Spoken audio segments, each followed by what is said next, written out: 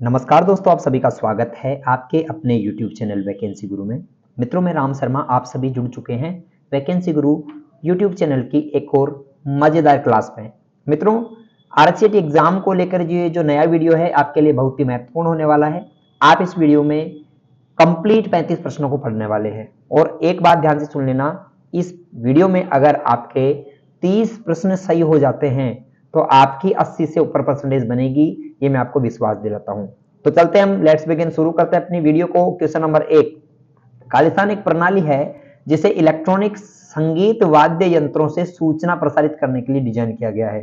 यानी आपने एक ऐसा डिवाइस देखा होगा जिसको हम कंप्यूटर में कनेक्ट कर देते हैं। इसमें यहाँ पर बटन होते हैं कुछ सारे ऐसे ऐसे ऐसे ऐसे, ठीक है, और यहाँ पर जैसे बटन दबाते हो तो ट्यून निकलती है ना, यानी कोई भी एक धुन निकलती है, उसको मिडी कहते हैं दोस्तों। क्या कहते हैं? मिडी, MIDI। यहाँ पर पूछा गया संगीत वाद्य यंत्रों के लिए, तो उसको हम मिडी कहते हैं, MIDI, musical instrument digital interface. Musical instrument digital interface. दूसरा प्रश्न है, खालिस्तान का उपयोग जानकारी एकत्र करने और विश्लेषण सर्वेक्षण बनाने के लिए किया जाता है। यानी किसका प्रयोग हम जानकारी को एकत्रित करने और विश्लेषण यानी कि एनालिटिकल सर्वे करने के लिए करते हैं? ऑप्शन यहाँ पर आपके सामने मौजूद है। मैं बताना चाहूंगा, गूगल फॉर्म्स का हम यूज कर सकते हैं। गूगल फॉर्म्स अपने कंप्यूटर के अंदर, गूगल के अंदर आप देख सकते हो ऑनलाइन जाकर, तो गूगल फॉर्म्स का हम यूज इसमें करेंगे। तीसरा है, निम्न में से कौन सा इनपुट डिवाइस का उदाहरण है? यानी कुछ ऑप्शन है, इनमें से इनपुट कौन सा है? देखो, OCR, ऑप्टिकल कैरेक्टर रिकॉग्निशन, बिल्कुल सही है। और लाइन प्रिंटर, ये तो आउटपुट है। CRT मॉनिटर आउटपुट है, स्पीकर भी आउटपुट है। तो OCR यानी ऑप्टिकल कैरेक्टर रिकॉग्निशन, ठीक है ना। OCR इनपुट डिवाइस का प्रकार है। अगला है चौथा प्रश्न।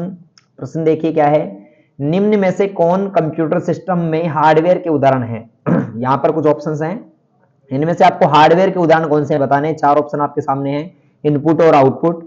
दूसरा है MS वर्ड 2010 और एक्सेल। तीसरा है MS पेंट और मैथ टूल, और चौथा है गूगल क्रोम और मोजिला। मित्रों, ये तीनों ऑप्शंस नहीं है। ऑप्शन ए, इनपुट और आउटपुट हार्डवेयर के उदाहरण होते हैं, तो इसका सही जवाब ऑप्शन ए होगा। पांचवा प्रश्न, ग्राफिकल चित्र जो किसी ऑब्जेक्ट जैसे फाइल, फोल्डर आदि का प्रतिनिधित्व करते हैं। मित्रों, पूछा जा रहा है, आप कंप्यूटर डेस्कटॉप पर देखते हो, यहाँ पर ऐसे ग्राफिकल चिन्ह होते हैं जो किसी फाइल या फोल्डर का प्रतिनिधित्व करते हैं। इनको हम आइकन कहते हैं। मित्रों, क्या कहते हैं? आइकन। तो आई थिंक आपने आइकन ही इसका जवाब सोचा होगा, तो ऑप्शन सी अगर आपने जवाब दिया तो बिल्कुल सही आपका आंसर है। छठा प्रश्न है, खालिस्तान एक एप्लीकेशन सॉफ्टवेयर है जो शिक्षकों को केवल व्याख्यान देने और ब्लैक बोर्ड पर लिखने की तुलना में अपने पाठ को अधिक गतिशील तरीके से प्रस्तुत करने की अनुमति देता है। मतलब क्या है? यानी अगर कोई टीचर पढ़ाएगा तो टीचर पढ़ाते समय क्या करेगा मित्रों, वो या तो व्याख्यान यानी बोल के सुनाएगा लोगों को, या फिर ब्लैक बोर्ड पर लिखेगा, लिखकर वो क्या करेगा, पढ़ाएगा। पर एक ऐसा इसमें सॉफ्टवेयर है जो उनको ये सब नहीं करके अपने टेक्स्ट को, यानी जो वो पढ़ाना चाहता है उसको थोड़ा गतिशील बना देगा और अच्छा बनाएगा, चित्रों के माध्यम से समझाने में सहायता देगा। उसको हम कहते हैं MS पावर पॉइंट। यानी वह अपने पावर पॉइंट के अंदर प्रेजेंटेशन बनाएगा और बच्चों को अच्छे से समझाएगा।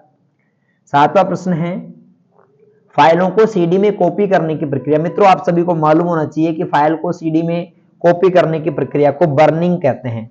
BURNING, burning. ऑप्शन सी इसका सही जवाब। आठवां, निम्न में से कौन सा कैश मेमोरी का नुकसान है?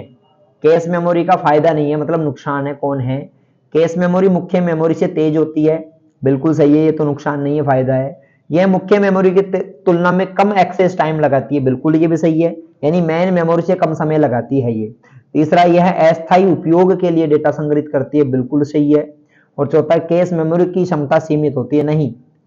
हाँ, ये तो ठीक है। यहाँ पर it's store data for temporary use, यह डेटा को टेम्परेरी यूज के लिए सेव करती है। यहाँ पर पूछ रहा नुकसान क्या है, ठीक है, एक बार वापस से ऑप्शन को पढ़ लेते हैं। क्या है? कैश मेमोरी मुख्य मेमोरी की तुलना में मुख्य मेमोरी से तेज होती है, बिल्कुल सही है। यह मुख्य मेमोरी की तुलना में कम एक्सेस टाइम लगाती है, ये भी सही है। यह अस्थायी उपयोग के लिए डेटा संग्रहित करती है, ठीक है। और कैश मेमोरी की क्षमता सीमित होती है, ठीक है, ये यहां पर इसका रहेगा, बिल्कुल ठीक है। ये ऑप्शन डी इसका जो है ऑप्शन नहीं है, बाकी सभी इसके सही आंसर है। नवा, MS वर्ड 2010 में कौन सा अलाइनमेंट विकल्प पैराग्राफ की प्रत्येक पंक्ति को बाएं और दाएं हाशिए के बीच संरेखित करता है? ध्यान से सुनो, ये आपका पैराग्राफ, आपका पेज है, अब ये आपका पैराग्राफ है।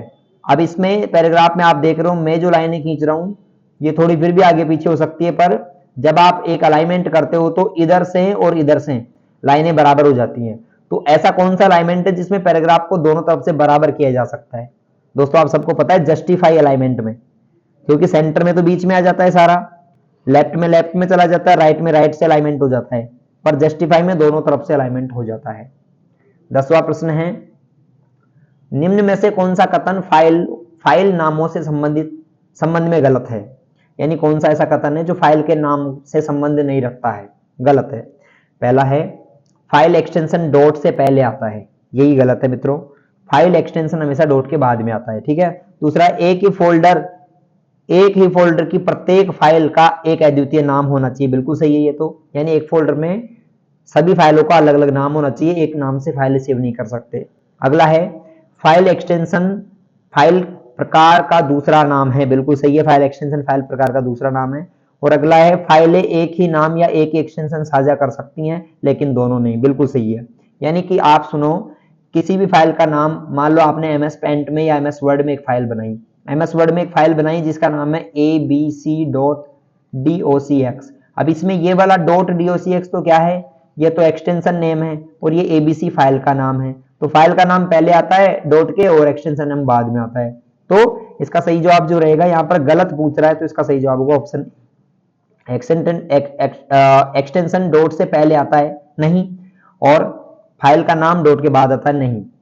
अगला 11वां, डोमेन नाम यानी खालिस्तान डोमेन नाम को आईपी पते में अनुवादित करता है जिसे कंप्यूटर और राउटर समझते हैं। यानी यहां पर पूछ रहा है कि यूआरएल को आईपी में कौन बदलता है। मैंने कई बार आपको बताया, ध्यान से सुन लो मेरी बात, यूआरएल को जो आईपी में बदलता है मित्रों, उसको हम क्या कहते हैं? जो यूआरएल को आईपी में बदलता है उसका नाम है डीएनएस, डोमेन नेम सर्वर। ध्यान रखना, डोमेन नेम सर्वर या डोमेन नेम सिस्टम भी कह सकते हैं इसको। 12वां प्रश्न है, आप एमएस वर्ड 2010 में पोर्ट्रेट और लैंडस्केप के बीच पेज को स्विच कैसे कर सकते हो? एमएस वर्ड में अगर आपको पोर्ट्रेट्स और लैंडस्केप के बीच में स्विच करना है, बदलना है, तो आप ओरिएंटेशन का यूज करेंगे। ओरिएंटेशन, पेज के दो ओरिएंटेशन होते हैं मित्रों, पेज के ओरिएंटेशन कितने होते हैं? दो। कौन कौन से? एक होता है पोर्ट्रेट और एक होता है लैंडस्केप, ठीक है, पोर्ट्रेट और लैंडस्केप।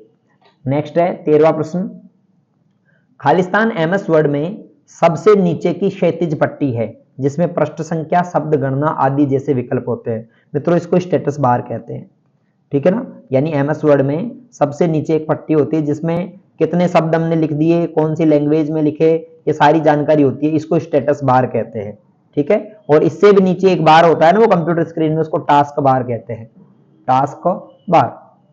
14वां प्रश्न है, एमएस एक्सेल 2010 में चार्ट के प्लॉट क्षेत्र में प्रदर्शित क्षैतिज रेखाओं को क्या कहते हैं? मतलब आपका एमएस एक्सेल में ये चार्ट है, अभी चार्ट में जो आडी लाइनें देख रहे हो ना, ये वाली, ये जो लाइनें हैं, इन लाइनों को क्या कहते हैं मित्रों? इन लाइनों को ग्रिड लाइंस कहते हैं।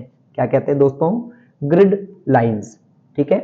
नेक्स्ट अगला प्रश्न है, एमएस पावर पॉइंट 2010 में एनिमेशन पेन का उपयोग क्या है? यानी एनिमेशन पेन क्या काम में आता है, यहां पर पूछ रहा है।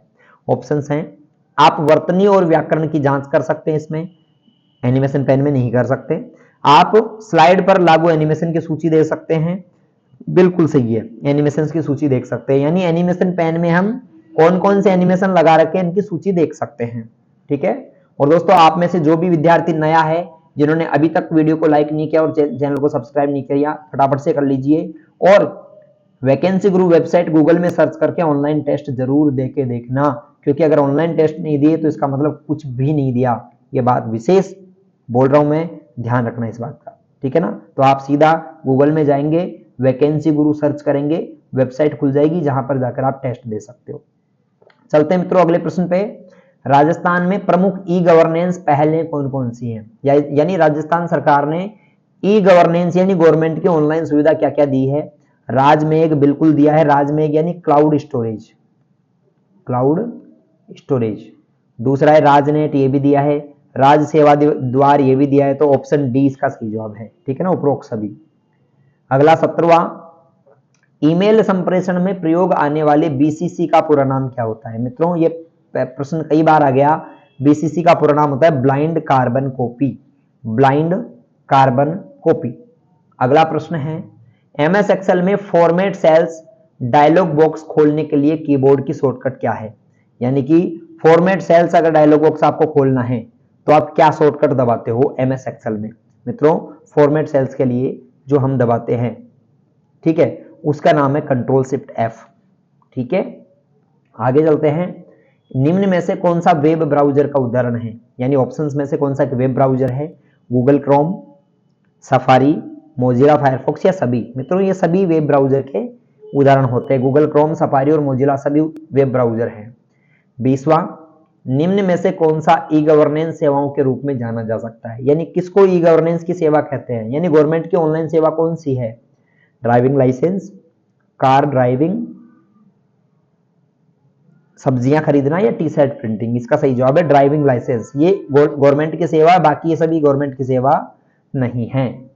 21वां प्रश्न है, एमएस वर्ड 2010 में निम्नलिखित में से कौन सा अलाइनमेंट विकल्प बाएं और दाएं मार्जिन के बीच अनुच्छेद की पंक्ति को अलाइन कर देता है? ये मैंने अभी बताया था थोड़ी देर पहले, जस्टिफाई। इसमें फिर से रिपीट हुआ प्रश्न, महत्वपूर्ण प्रश्न है अलाइनमेंट का, ध्यान रखना दोनों तरफ से अलाइनमेंट करने के लिए जस्टिफाई अलाइनमेंट। 22वां, गूगल प्ले स्टोर क्या है? मित्रों आप सबको मालूम है गूगल प्ले स्टोर एक ऐसा एंड्रॉइड डिवाइस में गूगल द्वारा विकसित एक अंतरराष्ट्रीय ऑनलाइन सॉफ्टवेयर स्टोर है। यानी गूगल ने जारी किया है और क्या है, अंतरराष्ट्रीय ऐप स्टोर है जहां से आप एप्स इंस्टॉल कर सकते हो। 23वां प्रश्न है, एमएस एक्सेल 2010 में, एमएस एक्सेल 2010 में शिफ्ट प्लस F3 शॉर्टकट की क्या काम में आती है? मित्रों शिफ्ट के साथ F3 दबाने पर फंक्शन इंसर्ट कर सकते हैं, हम नया फंक्शन ले सकते हैं। यानी फंक्शन इंसर्ट करने की शॉर्टकट क्या है, वो शॉर्टकट की है। तो इसका सही जवाब है ऑप्शन डी, फंक्शन को सम्मिलित करने के लिए, फंक्शन को सम्मिलित करने के लिए शिफ्ट प्लस F3। 24वां, निम्न में से तालिका का मिलान कीजिए। राजधरा, राजधरा किससे संबंधित है? राजस्थान GISS, है ना, जियोग्राफिकल इंफॉर्मेशन। धरा यानी भूमि, तो जियोग्राफिकल इंफॉर्मेशन के लिए है। राजस्थान क्लाउड, राजमेघ, क्लाउड राजमेघ है। और राज इवोल्ट, एंड टू एंड दस्तावेज प्रबंधन। ये राज इवोल्ट है ना, ये डॉक्यूमेंट्स का वॉलेट है, डॉक्यूमेंट्स को वेरीफाई करने के काम में आता है। तो पहले के अंदर Q, दूसरे में, पहले में Q, दूसरे में P और तीसरे में R, QPR, ठीक है ना, सॉरी QPR, बिल्कुल सही है QPR। तो इसका सही जवाब क्या है? ऑप्शन डी QPR, ठीक है ना। 25वां, सभी भारतीय निवासियों को उनके बायोमेट्रिक और जनसांख्यिकीय डेटा के आधार पर 12 अंकों की विशिष्ट पहचान संख्या देते हैं, उसको आधार कहते हैं, सबको मालूम है। 26वां क्वेश्चन है, एक हार्ड डिस्क को ट्रैक्स में विभाजित किया गया है जिसे आगे निम्न में उप विभाजित किया जाएगा। एक हार्ड डिस्क जो रहती है मित्रों, उसको अलग अलग ट्रैक्स में विभाजित किया गया है ना, और उसको बाद में जाके और छोटे छोटे भागों में बांटा गया, उनको सेक्टर कहते हैं। ये सेक्टर हो गया, ठीक है ना, ये सेक्टर, तो इसको सेक्टर्स कहेंगे। ट्रैक और सेक्टर दो भागों में बांटा गया है। 27वां प्रश्न है, निम्न में से यूएसबी पेन ड्राइव के संदर्भ में कौन सा कथन गलत है? यूएसबी के संबंध में कौन सा? पेन ड्राइव के संबंध में। यह एक पोर्टेबल स्टोरेज स्पेस है जो आपके स्टोरेज का ख्याल रखने में सक्षम है, बिल्कुल सही है, पोर्टेबल है, कहीं से भी हटाकर लगा सकते हो। दूसरा, एक पेन ड्राइव में आसानी से 120 जीबी या उससे ज्यादा स्टोर किया जा सकता है, ये भी सही है। इसका उपयोग मोबाइल स्टोरेज डिवाइस के रूप में भी किया जा सकता है, बिल्कुल सही है, मोबाइल का भी डेटा इसमें स्टोर किया जा सकता है। चौथा, यह अस्थिर उपकरण है, गलत, अस्थिर नहीं है, ये स्थायी होता है, इसमें डेटा सेव करोगे तो स्थायी रूप से सेव रहता है, तो ऑप्शन डी इसका सही जवाब है। 28वां, कंप्यूटर स्पीकर और हेडफोन किस प्रकार के उपकरण हैं? मित्रों कंप्यूटर का स्पीकर और हेडफोन दोनों आउटपुट है। कैसे आउटपुट है सर? क्योंकि ये क्या करते हैं, कंप्यूटर से वॉइस यानी आवाज को बाहर निकालने का कार्य करते हैं। अगला है, राजस्थान की राजधरा ई गवर्नेंस पहल के संबंध में सही विकल्प चुनो। राजधरा जो काम में आती है वो GISS की सुविधा देती है। GISS यानी कि ज्योग्राफिकल इंफॉर्मेशन सिस्टम, ठीक है ना, ज्योग्राफिकल इंफॉर्मेशन सिस्टम ये सेवा देती है जीआईएसएस। तो ऑप्शन सी इसका सही जवाब है। जहां कहीं भी राज्य धरा पूछे तो जीआईएसएस। अगला, कौन सा प्रिंटर डेटा या छवियों को कागज की सतह पर तेज गति से स्याही की छोटी बूंदें छिड़ककर प्रिंट करता है? मित्रों, ऐसा प्रिंटर जो स्याही की तेज गति से स्प्रे करके बूंदों को प्रिंट करता है उसको हम कहते हैं इंकजेट प्रिंटर। इंक को स्प्रे करेगा तो इंकजेट। 31वां क्वेश्चन है, माइक्रोसॉफ्ट पावर पॉइंट के एनिमेशन टैब में निम्नलिखित नियंत्रण समूह होते हैं, यानी पावर पॉइंट में कौन कौन से समूह होते हैं ये बात यहां पर पूछ रहा है। ऑप्शन है प्रीव्यू होता है, एनिमेशन होता है, टाइमिंग होता है, ऑल ऑफ द अबव। यानी कि पावर पॉइंट के एनिमेशन टैब में कंट्रोल करने के लिए प्रीव्यू भी होता है, एनिमेशन भी होता है और टाइमिंग भी होती है। अगला है, कौन सा इनपुट डिवाइस नहीं है? इनमें से कौन सा इनपुट नहीं है? तो प्लॉटर ये आउटपुट है। बाकी ट्रैक पॉइंट, ट्रैक बॉल और जॉयस्टिक ये तीनों इनपुट है, प्लॉटर आउटपुट है। प्लॉटर एक प्रिंटर का ही प्रकार है, बड़ा प्रिंटर। तो प्रिंटर क्या करता है? आउटपुट करता है ना, कंप्यूटर से बाहर निकालता है। 33वां क्वेश्चन है, राजस्थान संपर्क पोर्टल का उद्देश्य क्या है? मित्रों, राजस्थान संपर्क यानी राजस्थान की सरकार से संपर्क क्यों करोगे? शिकायत करने के लिए। संपर्क क्यों करोगे? शिकायत। तो शिकायतें सुलझाने की सेवाएं देता है राजस्थान संपर्क। क्या देता है मित्रों? शिकायत सुलझाने की सेवाएं। 34वां क्वेश्चन है, भारत में आधार कार्ड का प्राथमिक उद्देश्य क्या है? मित्रों, भारत में आधार कार्ड का प्राथमिक उद्देश्य है पहचान स्थापित करना तथा सरकारी लाभ और सेवाओं का लाभ उठाना। ठीक है ना, सरकारी सेवाओं का लाभ उठाना और पहचान स्थापित करना। अंतिम प्रश्न पढ़े उससे पहले कहना चाहूंगा, सभी ऑनलाइन टेस्ट और इंपॉर्टेंट क्वेश्चंस को जरूर पढ़ें। वैकेंसी गुरु वेबसाइट पर गूगल में सर्च करके जा सकते हैं और वैकेंसी गुरु यूट्यूब चैनल से सभी प्रकार की लाइव क्लासें और इंपॉर्टेंट क्वेश्चंस की जो वीडियोस सुबह 8 बजे आती है उनको जरूर देखें। ठीक है, इस वीडियो में कितने प्रश्न सही हैं कमेंट करके जरूर बताएं। 35वां प्रश्न है, एमएस वर्ड में हम बनाते हैं दस्तावेज, एक्सेल में सीट और पावर पॉइंट में स्लाइड।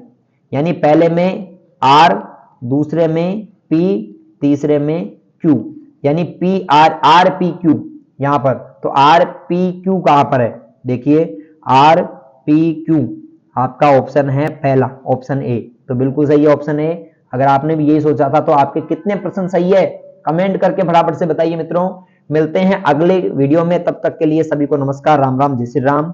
आप सभी स्वस्थ रहे, मस्त रहें। धन्यवाद।